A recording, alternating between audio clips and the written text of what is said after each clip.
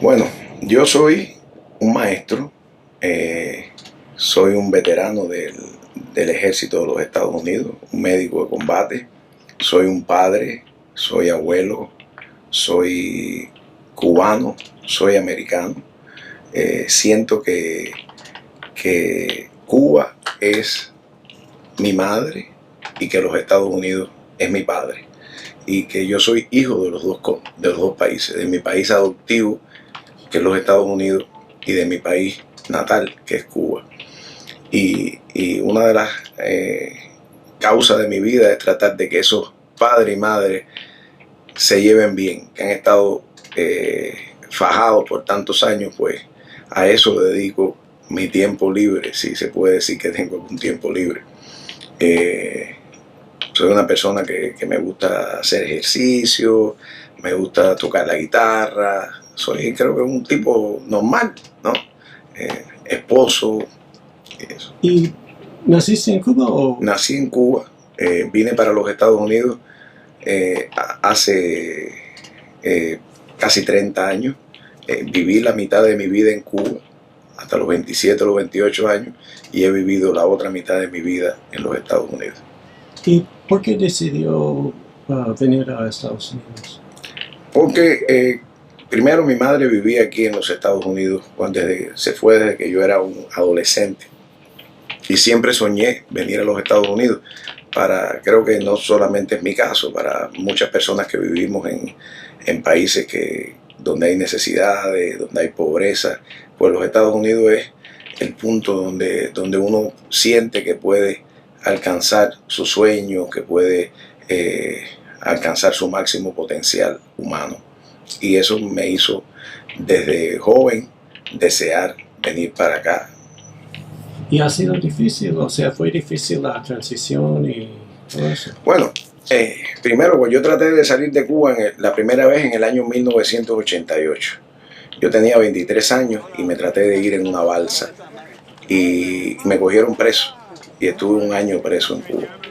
Y después en el año 1991 volví a preparar otra embarcación y esta vez nos rescataron en el estrecho de la Florida y bueno, y pudimos llegar a los Estados Unidos. Cuando llegué a los Estados Unidos me gustó vivir en Miami, estuve un tiempo ahí. La transición yo creo que no fue difícil, no. No sé si seré yo o las circunstancias, pero creo que incluso las cosas que son difíciles, pues también lo hacen a uno disfrutar de la vida y crecer, ¿no? Empecé a trabajar ahí, trabajando en una pizzería, repartiendo pizza, en una cafetería como waiter. Después pasé un curso de chofer de rastras y me hice rastrero, camionero. Y así, creo que no fue difícil. Creo que cada uno de esos retos, pues, a mí me gustaron. No me quejo, la verdad. No me quejo. Después de eso, me fui a vivir a Seattle en el año 1998 y ahí empecé a trabajar como consejero de personas con problemas mentales y eso en el Departamento de Salud del Estado, y al mismo tiempo me uní a la Guardia Nacional del Estado de Washington. Y Seattle es para mí uno de los lugares más lindos del mundo y en cierto modo sentí que por primera vez había llegado a los Estados Unidos, porque los años que viví en Miami, pues Miami tiene esa cosa que cubaneo y eso, pero no aprendí inglés, era más difícil en ese sentido. Creo que en cierto modo mi potencial o mi crecimiento como persona, como económicamente, pues estaba un poco limitado en Miami. En Seattle no, en Seattle me siento realmente en casa. Aunque tengo muy buenos recuerdos de Miami, de Hialeah, de los lugares donde vivía mi madre, pero en Seattle me metí en el ejército y vino la guerra de Irak y fuimos enviados a la guerra de Irak y estuve un año en Irak participando en la misma guerra, ¿no? En la batalla de Fallujah, como médico de combate. ¿Y de qué parte de Cuba eres? Soy de un pueblecito de pescadores que se llama Jaimanitas, que está en La Habana, al oeste de La Habana, a unos kilómetros en La Habana. Y ahí tuve una niñez, viví ahí como hasta los 12 o 13 años y recuerdo con mucho amor ese lugar, porque no teníamos muchas cosas, éramos pobres, pero en ese momento no sabíamos que éramos pobres, éramos felices, porque los niños no saben de política, no saben de, lo compartíamos todo, es el tipo de barrio este donde los vecinos llegan y te tocan la puerta y entran y toman, te piden un poco de café o te piden un poco de sal y es como familia, ¿no? Ahí está José Fuster. Ajá, Fuste está ahí, sí, ahí que tiene este lugar con decoraciones ahí y hace todas las obras artísticas esas, sí. ¿Y por qué decidió ir en contra de tanta gente que quiere tener el bloqueo, quiere tener medidas contra Cuba? Bueno, mira, cuando yo llegué a Miami, en los primeros 3 o 4 años, yo era parte de eso también. Quizás el ambiente, la propaganda, el odio ese, yo también quería el bloqueo. Después pasó un tiempo, me visitó mi padre y habló conmigo y yo me empecé a dar cuenta que si bien yo podía tener diferencias en cuanto al gobierno de Cuba y esas cosas, el bloqueo, las sanciones, a quienes afectan es al pueblo. Y empecé a tener una visión diferente de eso. Se hizo esa visión más fuerte y me convertí en un activista en el año 2005, cuando regresé de Irak. Yo tenía 2 hijos míos de mi primer matrimonio que vivían en Cuba y yo traté de visitar a mis 2 hijos durante mis 2 semanas de vacaciones de R&R. Y en ese momento la administración de Bush había puesto restricciones de 3 años. No se podía ir a Cuba una vez cada 3 años nada más. Yo había visitado el año anterior, quiere decir que no podía ir en los próximos 2 años. Y las restricciones eran tan draconianas y tan difíciles que incluso si tú visitabas Cuba y visitabas a tu mamá en ese tiempo y tu mamá fallecía, tú no podías ir al velorio. Entonces, cuando llegué de Irak, me convertí en una de las voces que abogaba porque se levantaran esas sanciones. Y entendí un poco más y estudié un poco más el tema y me di cuenta de que esto es una locura. Esto es una locura tratar de castigar a las familias constantemente para lograr un objetivo político. Terminé testificando en el Senado de los Estados Unidos en contra de estas restricciones. Después vino la época de Obama, y Obama abrazó en su campaña la idea de tender buenos lazos de relaciones con Cuba, de cambiar la política. Y yo sentí que bueno, ya las cosas están en el camino correcto. Pero después llegó Bush, ya para que diga Trump. Ya para la época en que llegó Trump, yo era maestro, enseñaba en escuelas públicas en Seattle y ya estaba llevando estudiantes míos conmigo a Cuba, a visitar a los campesinos, a la gente, a quedarse en casas de gente. Y cuando Trump vino, empezó a poner medidas, entre ellas cortar las licencias estas para visitar Cuba, cortar la posibilidad de que uno pudiera ir. Y tenía 2 opciones, o quedarme callado y esperar que pasara el temporal, o luchar contra eso. Y empecé a luchar contra eso, a hablar en contra de eso. Y en el mismo momento que empecé a hablar en contra de eso, pues ya me convertí en el objetivo de personas que no quieren que se levanten las sanciones, de personas que odian. ¿Y has perdido amigos por tu cambio de sentimiento? Bueno, en términos de perder, creo que he ganado muchos más amigos y muchos más hermanos, ¿no?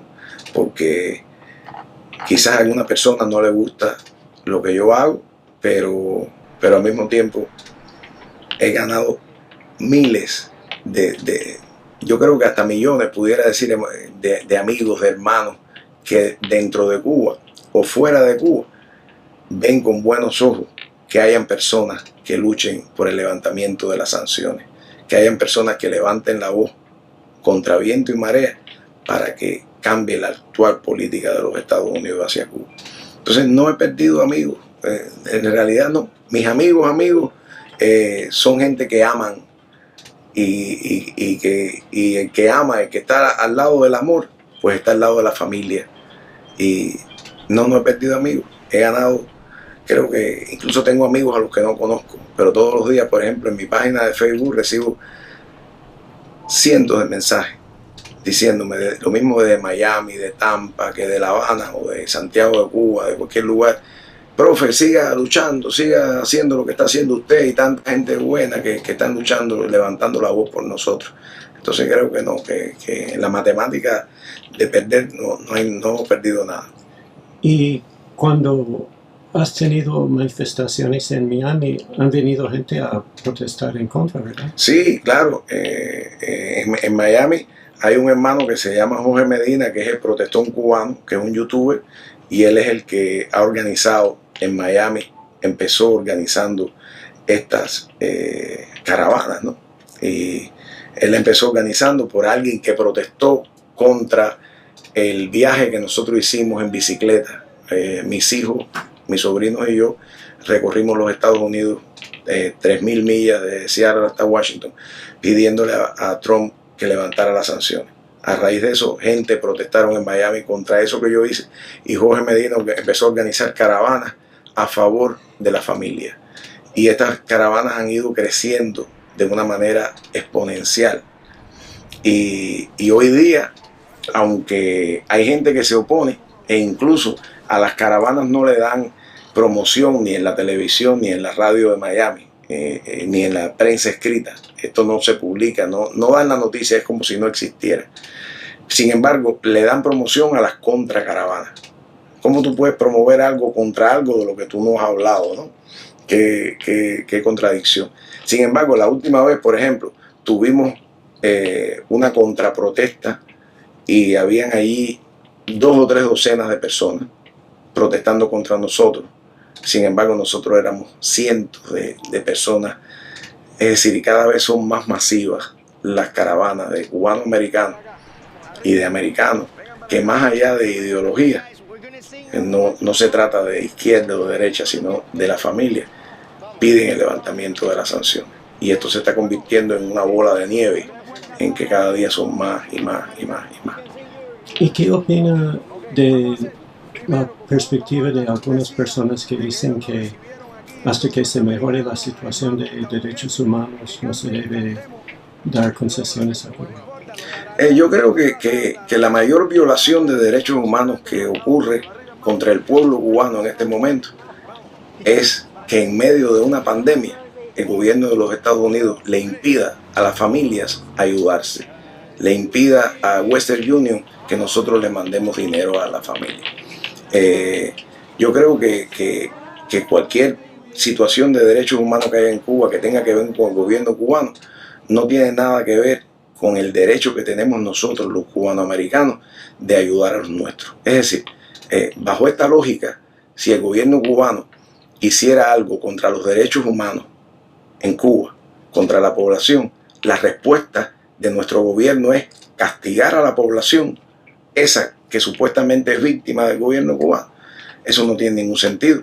Es decir, si el gobierno cubano hiciera algo contra la población que violara sus derechos humanos, la respuesta lógica debe ser castigar a esos que usted dice que son víctimas y negarles comida, negarles recursos, negarle todo para castigar al gobierno cubano.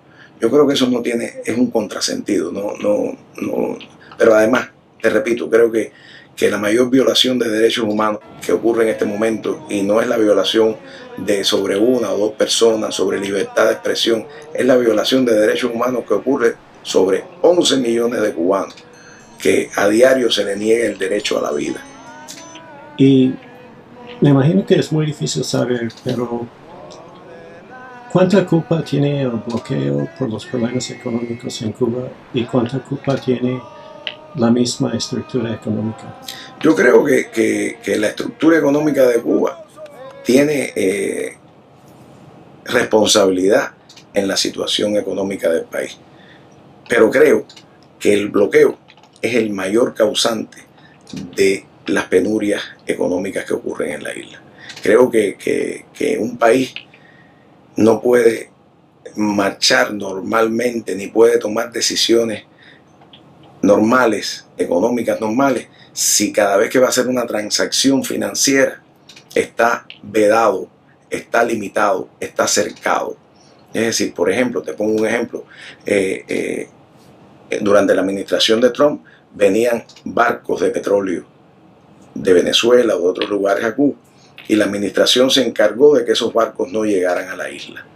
Entonces, esto puede provocar apagones, puede provocar situaciones, pero claro que genera una serie de consecuencias que son del bloqueo. Es decir, ese combustible es el que mueve las ambulancias en Cuba. Ese combustible es el que alumbra los hospitales, el que alumbra la población, el que alumbra, el que hace que se muevan las industrias. Entonces, si no se mueven las industrias, pudiéramos decir que son razones y que quizás el gobierno cubano tiene culpa de que no se mueva la industria, pero si no dejan que entre ese petróleo, o si hay un problema en la distribución de medicinas, de vacunas, y podemos decir que tiene que ver con los mecanismos internos del socialismo, vamos a ponerlo así. Sin embargo, si no dejan que Cuba pueda comprar jeringuillas, ¿cómo definir quién es el culpable, ¿no? Es decir, si los que dicen que no hay bloqueo, que no hay sanciones, que la razón de toda esa situación es el gobierno cubano, pues entonces que quiten el bloqueo. Sencillo, quiten el bloqueo para que se muestre que la razón de la penuria económica no es el bloqueo, sino el gobierno cubano, las malas políticas económicas. Pero esto es un hipotético, ¿no? No quitan el bloqueo, no quitan el bloqueo. Además, esto de que si existe o no existe el bloqueo es una pregunta que se hace a ciertos niveles. El bloqueo existe, está en una ley, está en leyes implementadas en los Estados Unidos contra el pueblo cubano. De hecho, las razones del bloqueo están sustentadas en memorándums de los años 60, donde se dice, el Departamento de Estado dice, vamos a bloquear a la gente, vamos a crear hambre y extrema necesidad para que la gente se rebele contra ese gobierno. Entonces, el argumento de que el bloqueo no existe o de que es algo que no afecta a la población no se sustenta sobre los hechos. Poco después de que Trump empezó su mandato, entrevisté a Berta Soler, dirigente de las Damas de Blanco, y yo le pregunté por qué apoya las medidas económicas, porque eso causa daño al pueblo en general. Y ella me dijo que el gobierno cubano causa más daño que las medidas económicas. Entonces la perspectiva de ella era que a pesar del sufrimiento del pueblo, que era mejor quitar, mejor quitar el gobierno cubano que quitar el bloqueo, o sea, tener otro gobierno. Uh-huh. ¿Tú crees que en algún momento va a haber una transformación en el gobierno cubano, o sea, un gobierno que sea más democrático al estilo del oeste? Yo creo que la transformación es parte de la vida. El mundo se transforma. Es decir, los gobiernos que existían hace 100 años y los problemas por los que se luchaban hace 100 años ya no son los problemas de hoy. Yo creo que la vida es la que genera cambios en las sociedades. Y yo creo y espero y deseo que hayan transformaciones que traigan prosperidad e inclusión dentro de la sociedad cubana. Y creo que una de las mejores vías para crear esa prosperidad en la sociedad civil, para crear esa inclusión en la sociedad civil, es que a Cuba se le quite la soga del cuello del bloqueo. Porque en este momento el país, como durante los últimos 60 años, ha estado en una situación de fortaleza sitiada.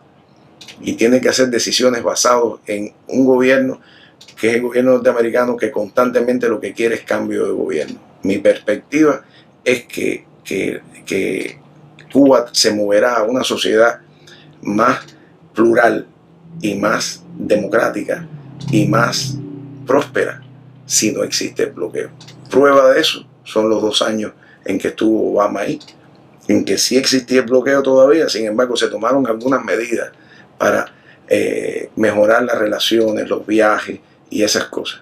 Y hubo un crecimiento tremendo de los negocios privados, de incluso medidas que antes no se consideraban en Cuba, como que la gente pudiera salir del país sin ningún tipo de limitaciones. Es decir, esos 2 años son una prueba, un testamento, un ejemplo claro de lo que pudiera hacer una Cuba sin bloqueo. Si esos 2 años, con esas pocas medidas que se tomaron, generaron expectativas de todo tipo en la población, me imagino que un país que no esté bloqueado, que no esté cercado, pues tendrá más potencial para alcanzar su potencial, valga la redundancia. Solo tengo un par de preguntas más, no quiero abusar de su tiempo. Entonces, la caminata, ¿cuántas millas en total son? Vamos a caminar 1.300 millas. El camino más cercano quizás es un poco menos, pero tenemos que ir a ciudades donde tenemos reuniones con personal de la sociedad civil, con organizaciones, con senadores, con congresistas. Entonces vamos a caminar 1.300 millas. El viaje empieza en Miami, subimos por toda la costa hasta San Agustín, Jacksonville, y de aquí vamos a Atlanta. Vamos a pasar por Valdosta, Atlanta. De Atlanta vamos a Charlotte y seguimos North Carolina, Virginia, finalizando nuestro peregrinaje en el Lincoln Memorial, y después vamos a hacer un rally, una manifestación en frente a la Casa Blanca. ¿Y qué día piensa tener el rally? El rally el día 25 de julio. Si todo sale, bueno, todo tiene que salir bien porque ya estamos invitando a las personas a que vayan el 25 de julio, y llegamos hoy a San Agustín, hemos recorrido 320 millas y estamos en tiempo, estamos bien. ¿Y qué día empezaron? Empezamos el día 27. Entonces, ¿se hace la caminata en equipo? O sea, sí, ¿tú no haces todo? No, porque caminamos un promedio de 60 millas diarias. Entonces, cada persona pone sus millas, es decir, yo camino 16, 15 millas, otra persona camina 15 millas, otra persona, o equipos de 2 personas. 2 personas caminan 15 millas, 2, 15, 15, y cuando terminamos tenemos 60 millas, 20 millas, depende, pero un poquito más, un poquito menos. ¿Y hasta ahora ha tenido alguna experiencia sorprendente o interesante? Hemos tenido muchas experiencias sorprendentes, casi todas buenas y una mala. Antier, un camionero, un rastrero de Miami, que es parte de estos youtubers del odio y de que están totalmente siempre acusando a la gente de comunistas, nos tiró la rastra arriba cuando nosotros íbamos a recoger a uno de los caravanistas que estaba caminando. Estábamos en la I-95 y la persona vino y se nos acercó y estuvo paralelo ahí, nos tiró la rastra arriba, y después de eso pues nos ofendió filmándonos con cámara sin mirar para adelante, puso en peligro la vida de nuestra, ¿no? Y la de él y la de los que estaban ahí. Y esa fue la experiencia negativa que hemos tenido hasta ahora.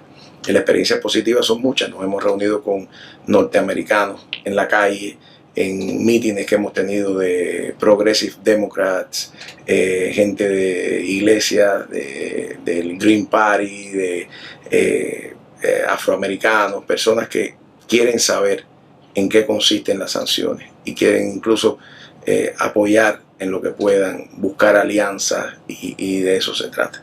¿Y cree que esto va a causar que Biden cambie la política? Yo creo que todo lo que uno haga por luchar por un mundo mejor ayuda a que el mundo sea mejor. Yo quisiera creer que sí, yo quisiera decir Biden va a cambiar la política, pero sería un poco ingenuo, naif, si yo dijera nosotros vamos a caminar y va a cambiar la política. Pero el progreso es así. La cadena del progreso se construye de eslabón en eslabón, y todos los eslabones son importantes. Quizás nosotros hagamos que cambie algunas políticas. De hecho, iniciamos la caminata y ya hay rumores dichos por la administración de que están analizando de manera rápida cambiar algunas cosas como las que pedimos allá afuera. el envío de remesas familiares, la reapertura de la embajada en La Habana. Entonces, creo que sí, creo que puede traer cosas positivas, pero además creo que puede servir para que la gente despierte la conciencia y para que surjan otros hechos y otros actos que eventualmente, más temprano que tarde, hagan que se levanten las sanciones que pesan sobre la familia cubana. Yo no tengo otra pregunta, pero ¿hay algo que quisiera añadir? Bueno, quiero añadir que ya llevamos 62 años de bloqueo, de embargo, de sanciones. Y eso me hace optimista. Quiere decir que faltan 62 años menos. Ya pasamos 62. Quiere decir que estamos más cerca de que por fin nuestros países se pueden abrazar y ser vecinos y tener una relación armoniosa.